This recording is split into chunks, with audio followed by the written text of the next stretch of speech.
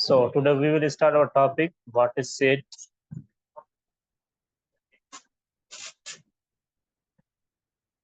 Well-defined collection of distant objects. हाँ, जब भी आप सेट स्टार्ट करते हैं तो आपके जहन में क्या सवाल आते हैं, क्या मतलब कि एनालॉजी आती है? What is set? जी सर यही थिंग आती है कि कलेक्शन के बारे में। हाँ, कलेक्शन हो गया, हमारे पास ग्रुप हो गया किसी चीज का, कलेक्शन कह दें या ग्रुप कह दें, ठीक है। अच्छा, इसकी जो हम एक डेफिनेशन है जो बार बार पढ़ी जाती है हमारे पास, यही है कि a well defined collection of distinct object। तो यहाँ पे डिस्टिंक्ट ऑब्जेक्ट क्यों कहा जा रहा है जी, किसी को आइडिया है? Why we are saying that it is distinct object? Sir वैसे तो डिस्टेंट की मतलब होता है क्लियर थिंग, कोई भी जो चीज जो क्लियर हो। हाँ, डिफरेंट ऑब्जेक्ट्स भी कह सकते हैं आप। मतलब यहाँ पे जो सेट्स होते हैं वो उसमें जो एलिमेंट्स होते हैं वो रिपीटेड नहीं होते, ठीक है। तो इस वजह से हम कहते हैं कि ये डिस्टिंक्ट ऑब्जेक्ट होने चाहिए। मिसाल तो डिस्टिंक्ट ऑब्जेक्ट कैसे, ये टू टू मतलब ये रिपीटेड ना हो यहाँ पे। तो इसे कहते हैं कि हमारे पास जो ऑब्जेक्ट्स हो वो डिस्टिंक्ट मतलब के एक खास यो उस जैसा सेम कोई भी ना हो, तो उसे कहते हैं कि वहां पे जो हमारा हो क्या हो, डिस्टिंक्ट ऑब्जेक्ट। हाँ सही है, सेम एलिमेंट भी ना हो, जी बिल्कुल। हाँ। अच्छा, सेट जो हमारे पास सेट है आ अच्छा, सेट को हम एज अ कैपिटल लेटर से शो करते हैं, जो हमारा सेट होता है, ठीक है, कैपिटल लेटर। अच्छा, उसके जो एलिमेंट्स होते हैं उसे हम शो करते हैं स्मॉल लेटर्स में, या नंबर्स हो हमारे पास A B C up to so on. ये करली ब्रैकेट होनी चाहिए लाजम। अगर ये करली ब्रैकेट होगी तो हमारा सेट कहलाएगा, अदरवाइज हमारा सेट नहीं है, सही है। अच्छा, लेट सपोज ये हमारा ए सेट है, उसके बाद ए सेट ले रहे हम कोई भी और 1 2 3 अप टू सो ऑन। तो ये हमारे सेट्स हैं। लिखने का तरीका, इस सेट्स को मेनली कैसे लिखा जाता है, तो ये क्लियर हो गया कि हम सेट्स को किस तरह से लिखते हैं।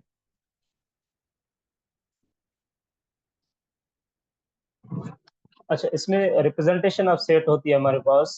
रिप्रेजेंटेशन ऑफ सेट्स कितने टाइप्स की होती है? रिप्रेजेंटेशन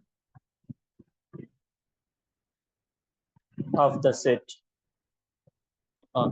अच्छा, मैं एक थोड़ा सा आप बोला करें तो अच्छी बात है, क्योंकि चैट कभी कभी मैं देख नहीं सकता, क्योंकि ये क्लास चल रही है। तो सर आप जितना पार्टिसिपेट करेंगे तो अच्छी बात है। जी सुमित। सर सेट को रिप्रेजेंट करने के हमारे पास 3 मेथड्स। हाँ, 3 वेज है हमारे पास। लिखने के कौन कौन से हैं वो हमारे पास याद है? डिस्क्रिप्टिव फॉर्म, हाँ, डिस्क्रिप्टिव फॉर्म Tabular होते हैं। form, हाँ, tabular descriptive form. and also builder form. हाँ, tabular form, and set builder form. Set builder form, okay. अच्छा, अभी इसका एक एग्जांपल देखते हैं कि क्या होता है। हाँ जी सुमित, डिस्क्रिप्टिव का एग्जांपल दें आप। सर डिस्क्रिप्टिव में हम कोई भी सेट हो जो उसको सेंटेंस में डिस्क्राइब करते हैं, as the set of first 5 natural numbers. हाँ, set of first set of first 5 natural number. First 5, ठीक है, नेचुरल नंबर्स। जी जी। हाँ, टेबुलर फॉर्म कौन बताएगा, रेज हैंड करे।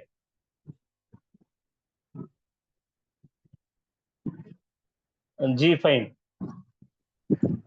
1 2 3 4। हाँ, तो फॉलो करें इस सेट को, ठीक है, जो इसने सुमित ने बताया, इस सेट को फॉलो करें, ताकि हम एक ही सेट को जो हमारे पास गिवन है उसको उसकी डिस्क्रिप्टिव फॉर्म भी लिखेंगे, टेबुलर फॉर्म भी लिखेंगे, सेट बिल्डर फॉर्म। तो इसकी टेबुलर फॉर्म क्या बनेगी हमारे पास? 1 2 3 4 5। हाँ पहले तो डिनोट वन। करेंगे एन से। हाँ, यहाँ पे क्या होना चाहिए कि सेट को आप लाजमी रिप्रेजेंट करें कि ए सेट है हमारे पास, ठीक है, क्योंकि आप किसी भी सेट को आप रिप्रेजेंट लाजिम करेंगे। जी सर। ठीक है। अच्छा, उसके बाद बिल्डर फॉर्म कौन बताएगा? जिसको आ रहा है वो रेज हैंड करे।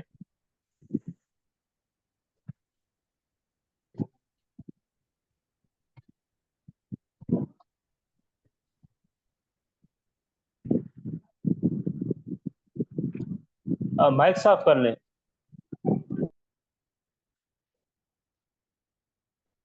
जी Sadaf Shah. X such that X हाँ, एक साथ that belongs X to natural numbers. Belongs to natural numbers. X is greater than 0 X is greater than 0 and less than 6. And less than 6। ठीक है। अच्छा, इसको आप दूसरे तरीके से लिख सकते हैं सदफ। कैसे? कि हमारे पास let x such that x belongs to natural number, x is less than or equal to, क्या लिखेंगे आप? 5। ठीक है, आप इस तरह में लिख सकते हैं। ओके हाँ हो गया? सर, लिख सकते हैं जी सर। यहाँ पे ये आप कंडीशन नहीं लगा सकते कि यहाँ पे आपको लिखना पड़ेगा कि एक्स ग्रेटर देन 0 नहीं कहेंगे, क्योंकि 0 का रोल है भी नहीं नेचुरल नंबर। हाँ, ठीक है आप। वैसे भी नेचुरल नंबर्स में 0 नहीं आता। यस सर, सही सही। हाँ, तो यहाँ पे आप क्या लिखेंगे? एक्स ग्रेटर देन और इक्वल टू 1 लिखेंगे एंड एक्स लेस देन 6। तो ये कंडीशन होल्ड करेगी। सही है। ठीक है सर, थैंक यू। हाँ, उसके बाद हमारे पास आते हैं कि सेट्स जो हमारे पास फाइनाइट और इनफाइनाइट सेट होते हैं। फाइनाइट सेट और हमारे पास होते हैं और इनफाइनाइट सेट।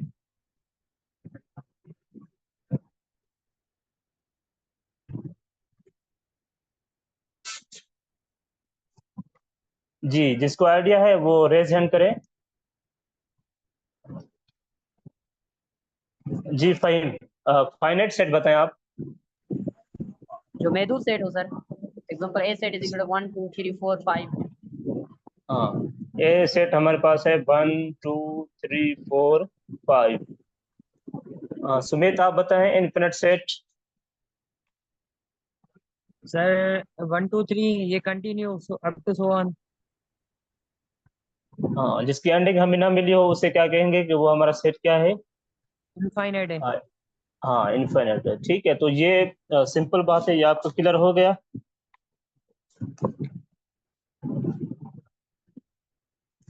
अच्छा, ऑर्डर अभी इसमें आता है कि ऑर्डर क्या होता है। इसका ऑर्डर का क्वेश्चन होता था। अच्छा, ऑर्डर और कार्डिनलिटी क्या होती है? ये सेम बात होती है, ऑर्डर और कार्डिनलिटी ऑफ सेट।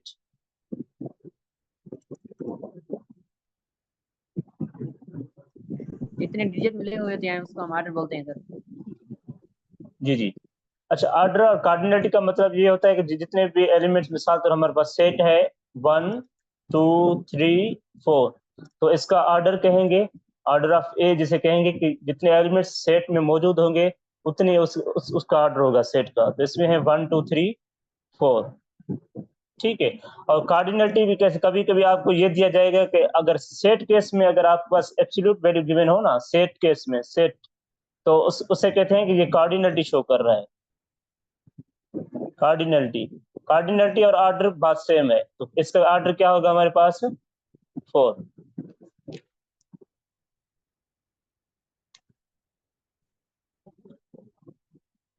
तो ये बात समझ आ गई कि ऑर्डर ऑर्डर और कार्डिनलिटी ऑफ सेट किसको कहते हैं। अच्छा, ये कार्डिनलिटी या ऑर्डर ऑफ सेट मोस्टली जो हमारे पास फाइनाइट सेट्स होते हैं उसमें बिलोंग करते हैं, क्योंकि हमारे पास जो नंबर्स हैं इन्फिनिट हैं, उसकी कार्डिनलिटी हम कभी बता नहीं सकते कि उसकी कार्डिनलिटी हमेशा इन्फिनिट होती है। सही है।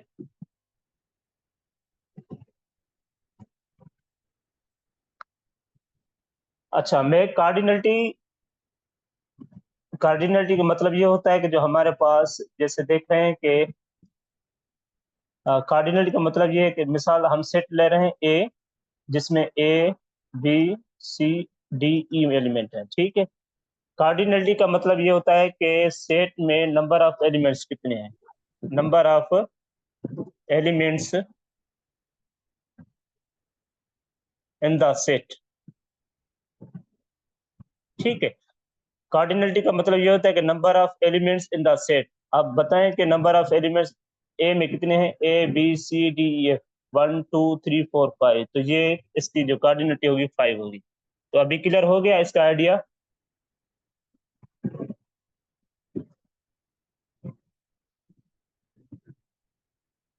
हाँ ओके। अच्छा, उसके बाद एम्प्टी सेट भी हमारे पास होता है। एम्प्टी सेट क्या होता है? ना तो तो जिसको सेट आ रहा जिसमें है कोई भी एलिमेंट ना हो। अच्छा ठीक है, जिसमें कोई a set which has no element, which has no element। अच्छा, इसका कोई आप एग्जांपल देंगे? जी, कोई एग्जांपल दे मुझे।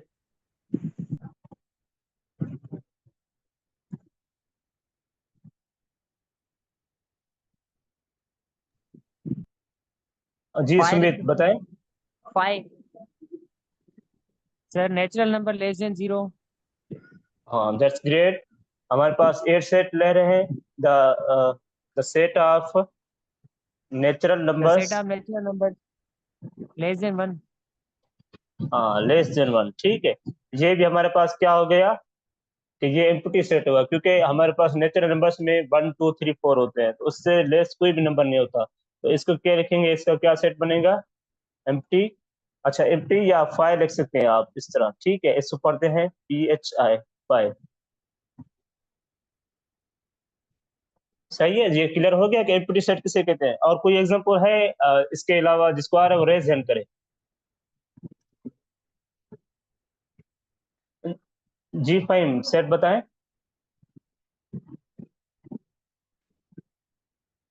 जी फाइन।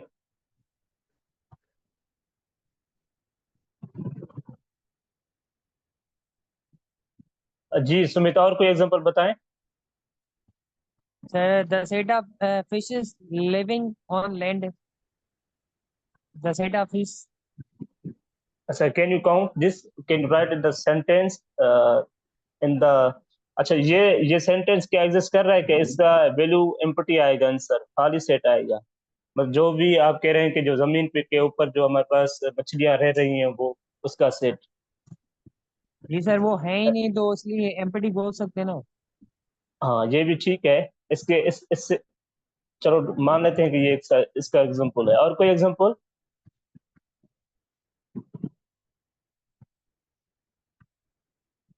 जी अभी कुमार, अभी are you hair?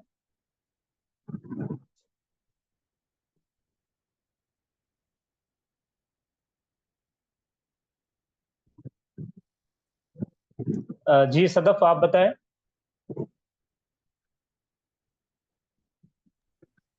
Whole numbers less than 0. हाँ, the set of whole numbers less than 0। The set of whole numbers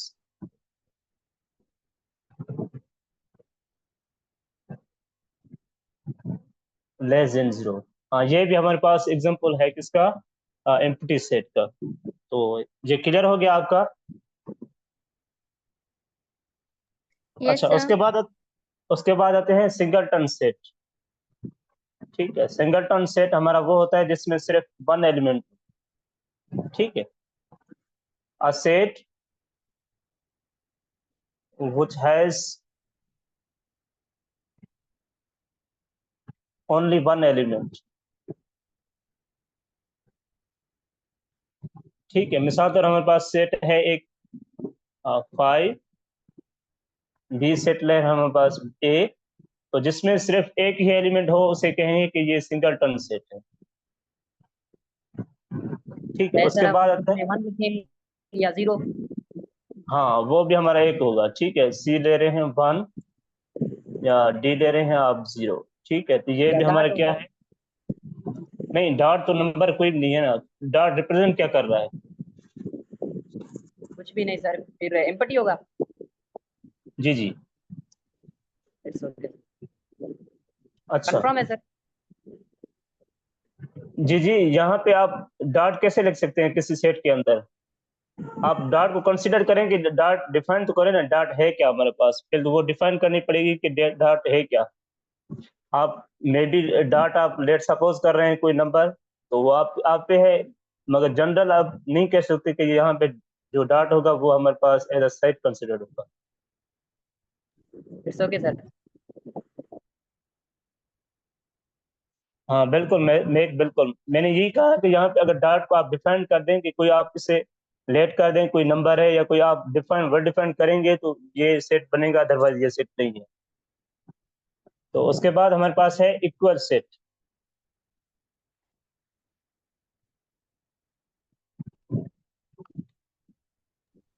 अच्छा, इसमें हमारे पास टू सेट्स की कंडीशन होती है, ठीक है, two sets said to be equal if the elements and number of elements should be same।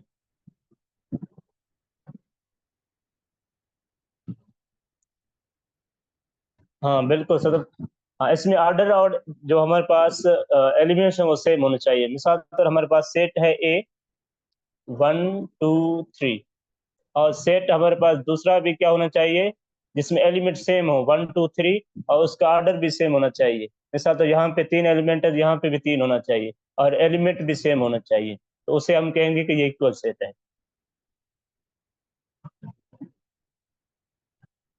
अच्छा, उसके बाद आता है कि इक्विवेलेंट सेट क्या है। सर नंबर इसके ऑफ आगे एलिमेंट सेम सेम हो, हाँ, इक्विवेलेंट सेट आर्डर में भी हमारे पास सेम, ये, हाँ बस सिर्फ ओनली आर्डर एफ, सेम हो, ओनली आर्डर जी सेम हो। F2, जी F2 sets said to be equivalent if the cardinality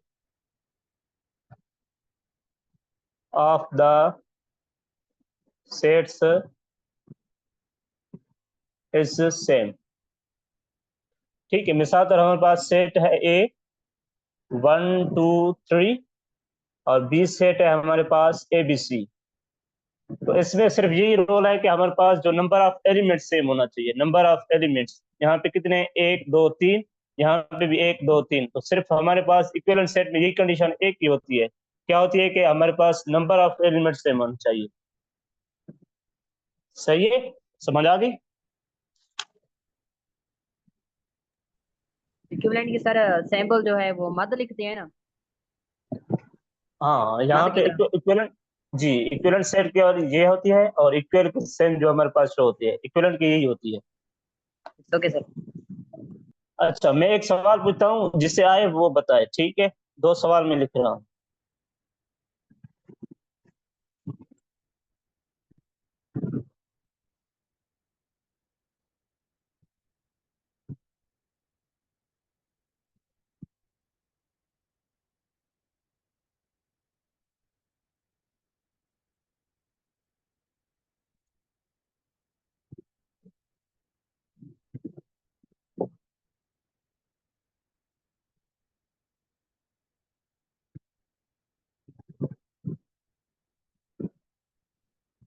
जी, मेरा पहला क्वेश्चन ये है कि is every equal set is equivalent, is, दूसरा क्वेश्चन मेरा यही है कि इज एवरी जो इक्विवेलेंट सेट है वो इक्वल है। तो जिसको आ रहा है वो रेज हैंड करे।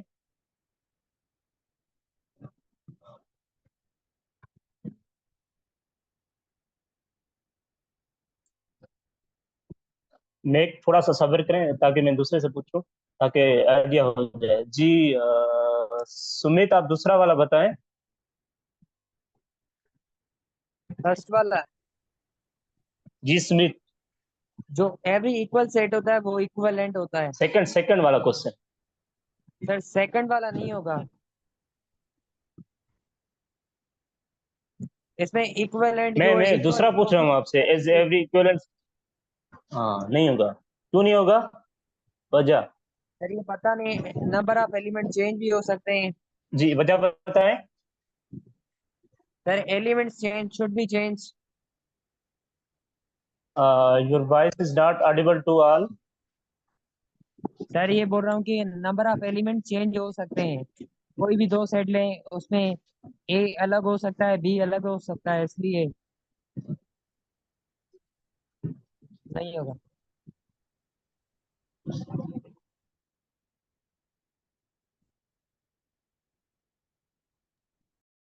हाँ, नंबर ऑफ एलिमेंट्स चेंज तो हो सकते हैं, बिल्कुल आप सही कह रहे हैं, मगर यहाँ पे मेन जो कंडीशन है इसमें ये है कि जो हमारे पास सेट होगा तो उसके लिए कंडीशन क्या होनी चाहिए कि जो इक्विवेलेंट सेट होगा। पहले तो अगर कंडीशन देखें तो ए इक्वल टू बी होना चाहिए। जी जी, यहाँ पे जो कंडीशन क्या होनी चाहिए दोबारा से बताएं। अगर हम बोल रहे हैं जो इक्वल सेट हो, इक्वलेंट हो, तो उसके लिए कंडीशन होनी चाहिए ए इक्वल्स टू बी होना चाहिए। सही बोल रहे हैं आप। और कोई बताए कि जो इसका क्वेश्चन 1 है उसके हवाले से। ये सर हो सकता है 1% जो है पॉसिबल है। अच्छा, Every कैसे? equal space is equivalent set. हाँ, तो हमारे पास ये कंडीशन होती है, ये यस होता है हमारे पास, क्योंकि हमारे पास एवरी इक्विवेलेंट सेट, इक्विवेलेंट जो सेट होता है उसकी कंडीशन क्या होती है हमारे पास कि जो सेट होना चाहिए उसमें के नंबर ऑफ कार्डिनलिटी भी बराबर होनी चाहिए, नंबर ऑफ एलिमेंट भी सेम होना चाहिए। तो ये नंबर ऑफ एलिमेंट्स का इससे कोई ताल्लुक नहीं है, पर नंबर ऑफ क्या नंबर ऑफ कार्डिनलिटी इसकी सेम है तो ये सेट सेम है, तो ये इक्वल सेट कंसीडर। मगर जो इक्विवेलेंट सेट है उसकी कंडीशन क्या गिवन है हमें कि वो सेट का जो सिर्फ कोऑर्डिनेट बराबर होती है मगर उसके एलिमेंट्स बराबर नहीं होते, तो आया कि ये हमारा सेट इक्वल नहीं होगा। तो ये क्लियर हो गया? जी sir. Okay, good.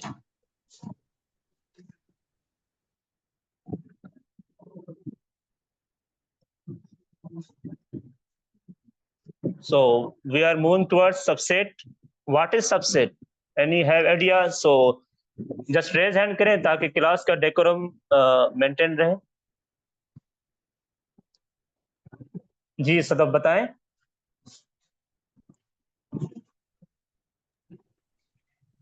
If every element of set A is also element of set B. जी जी, अगर से सेट A का हर एक एलिमेंट सेट B में प्रेजेंट हो तो उसे हम सबसेट कहेंगे। कौन सा सेट कौन से सेट का सबसेट होगा? A का। हाँ, अच्छा, इसकी प्रॉपर डेफिनेशन जो है हमारे पास वो लिख लेते हैं, क्या होती है।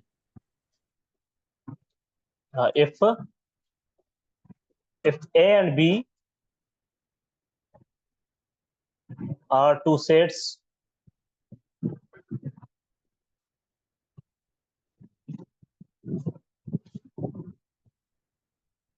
that every element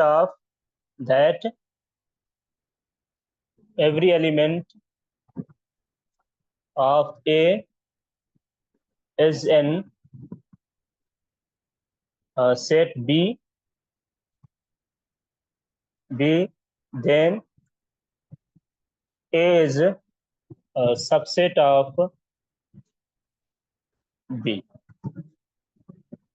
ठीक है, सबसेट की जो हमारे पास जो शो करते हैं ऐसे, ठीक है, ए सबसेट ऑफ बी। मिसाल तौर हमारे पास सेट है एक 1 2 3 और बी सेट है हमारे पास 1 2 3 4। अभी सबसेट का मतलब यहाँ पे ये होता है कि जो हमारे पास ए सेट हमारा सब बी का सबसेट कैसे होगा, क्योंकि इसके सारे एलिमेंट्स 1 यहाँ पे मौजूद है, इसमें भी 2 इसमें मौजूद है, इस सेट में मौजूद है, 3 ए में मौजूद है, बी में मौजूद है, तो कहेंगे कि ए इज सबसेट ऑफ बी। सही है? जी सर, क्लियर है।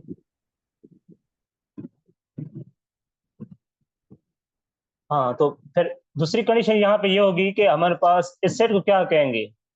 अगर हम ए सबसेट ऑफ बी कह रहे हैं तो बी के लिए कंडीशन क्या होगी, बी को क्या सेट कह सकते हैं हम? B super set of A. हाँ, B as A super set of A. B is a superset of A। ठीक है, ए हमारे यहाँ पे सबसेट है बी का और बी इज सुपरसेट ऑफ ए का। तो is it clear for all? Yes, sir. हाँ, तो ये बात एक जहन में होनी चाहिए कि every empty set is a subset of every set। मतलब इसका मतलब ये है कि कोई भी सेट हम लें, उसका जो एम्प्टी सेट होगा हमेशा उसका सबसेट होगा। सर, जी जी, हम इक्वल सेट को भी सबसेट कह सकते हैं? हाँ, इक्वल सेट को भी, ये सोचने वाली बात है जी। हाँ, कौन नहीं, बताएगा? मैं बताऊं सर? जी बताएं। नहीं होगा, क्योंकि सर सबसेट वो होता है मातियत सेट जो कम हो मीन्स, इसलिए सर उसमें तो डिजिट सेम होते हैं सर। सर फिर सर तो प्रॉपर सेट भी तो है ना। सबसेट की डेफिनेशन में हमने कहीं ये बात तो नहीं लिखी कि जो हमारा सेट बी है उसमें एक एलिमेंट ज्यादा हो या दो ज्यादा हो। हमने तो ये कहा कि जब every element of set A is also element of set B. हाँ, ये सही बात है कि हम जो इक्वल सेट है उसे एज अ सबसेट भी कंसीडर कर सकते हैं। हाँ, क्यों, ये बात आपको जहन में होना चाहिए। हाँ बिल्कुल, ये सबसेट होगा, क्यों होगा? मिसाल पर हम ए सेट ले रहे हैं, A is equal to B set है, तो इसका मकसद ये है कि ए सबसेट बी है and B is subset of A. ठीक है, आप जब मैथमेटिक्स में आएंगे तो आप कोई सेट प्रूव करने के लिए आप ये लेंगे, अगर दो सेट आपस में बराबर हैं तो ए सेट बी का सबसेट होगा, बी ए का सबसेट होगा। तो हाँ, ये इक्वल सेट हमेशा क्या होते हैं, सबसेट्स होते हैं एक दूसरे के। Okay, thank you sir. हाँ, तो उसके बाद हमारे पास जो टॉपिक है power set. What is power set?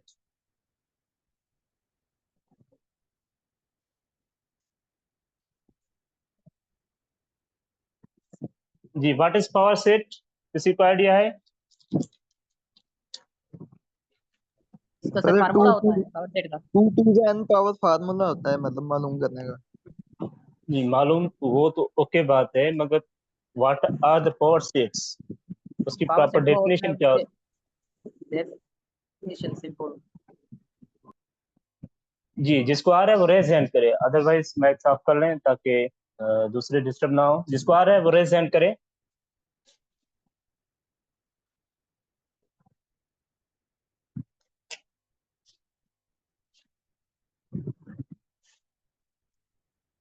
हाँ, इसकी प्रॉपर डेफिनेशन ये होती है कि पावर्स, जी डिफाइन करना नहीं आ रहा। अच्छा, इसकी जो प्रॉपर डेफिनेशन ये होती है कि हमारे पास the set of all possible subsets of set, the set of all possible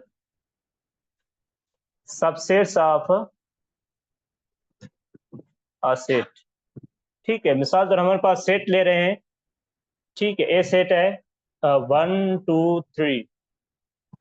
ठीक है, अच्छा, इसको पावर सेट के लिए जो सिंबल है यही होती है, पावर ऑफ ए कैसे फाइंड करते हैं। ठीक है, तो उसके लिए हमारे पास फार्मूला आता है 2 पावर n। यहाँ पे n शो करता है number of elements in the set.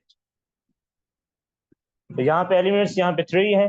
ठीक है, 1 2 3, 1 2 3। ठीक है, तो यहाँ पे 2 पावर 3 होगा तो ये हो जाएगा 8। ठीक है, तो यहाँ इसके पावर सेट हम निकालेंगे। पहले तो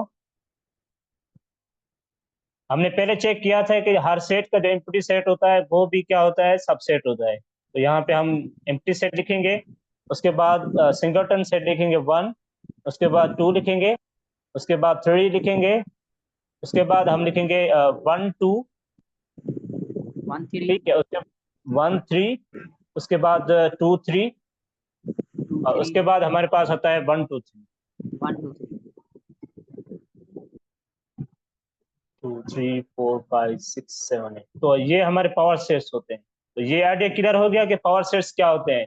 पावर सेट्स हमारे वही होते हैं जो the set of all possible subsets of set. Possible subset means sir कैसे? मतलब ये है कि जो उसके पॉसिबल सबसेट्स बन रहे हैं 1 2 3 के जो पॉसिबल सबसेट्स क्या बन रहे हैं, कौन से बन सकते हैं, ये जो हमने सारे लिखे हैं ना, ये लिखें कि ये भी सबसेट है ए सेट का, 1 भी, ये जो सेट है सिंगलटन सेट, ये सिंगलटन 2 सिंगलटन 3, ये भी सबसेट है सारे किसके, सेट ए के। ये 1 2 भी सेट है, इसका सबसेट है, और 1 3 भी इसका क्या है, सबसेट है। Okay sir. वो क्लियर हो गया? जी सर क्लियर है। हाँ सही।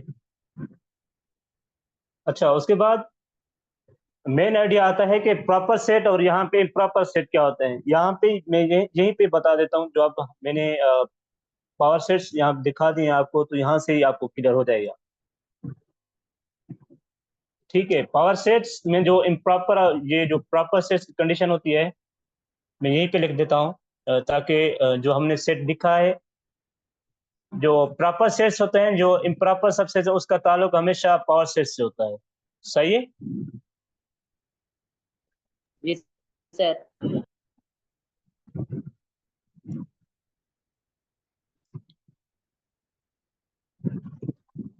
यहाँ पे लिख रहे हैं प्रॉपर सेट, ठीक है, प्रॉपर सबसेट। अच्छा, प्रॉपर सबसेट की डेफिनेशन क्या होती है, किसी को आइडिया है? जिसको आ रही है वो रेज हैंड करें।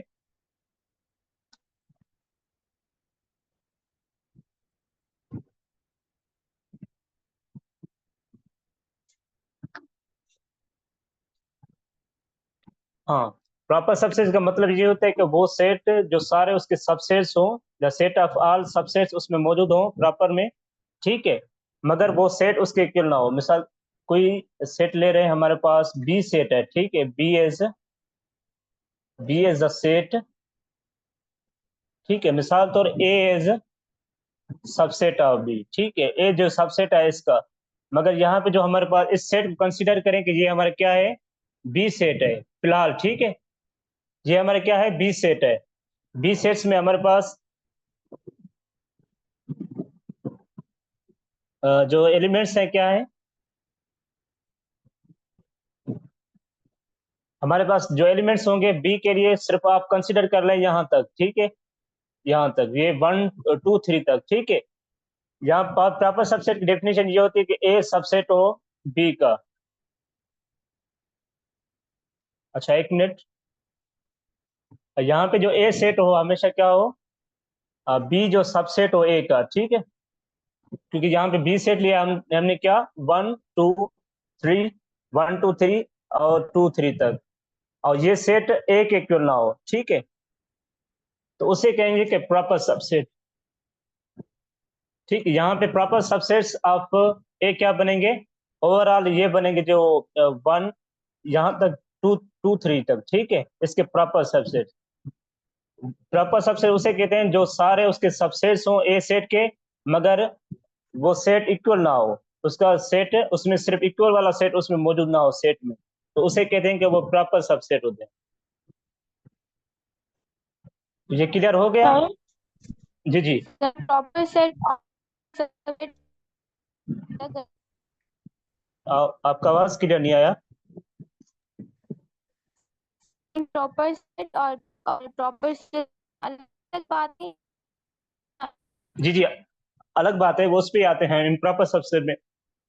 अच्छा, आपको कोई पूछे कि एक सेट में प्रॉपर सबसेट्स कितने होते हैं, तो उसके लिए आप छोटा सा फार्मूला लिख लें। जब भी आप 2 पावर n पावर सेट्स निकालते हैं, उसमें से 1 माइनस करेंगे तो आपके सारे ही पावर सेट्स निकल आएंगे, ठीक है। 1 माइनस क्यों कर रहे हैं कि ये जो हमारा लास्ट वाला सेट आता है ना पावर सेट्स में, जो पूरा हम सेट लिखते हैं, जो हमारे पास सेट मौजूद होता है, तो उससे हम सिर्फ एक्सक्लूड कर देते हैं, बकाया सारे हमारे पास प्रॉपर सबसेट्स होते हैं।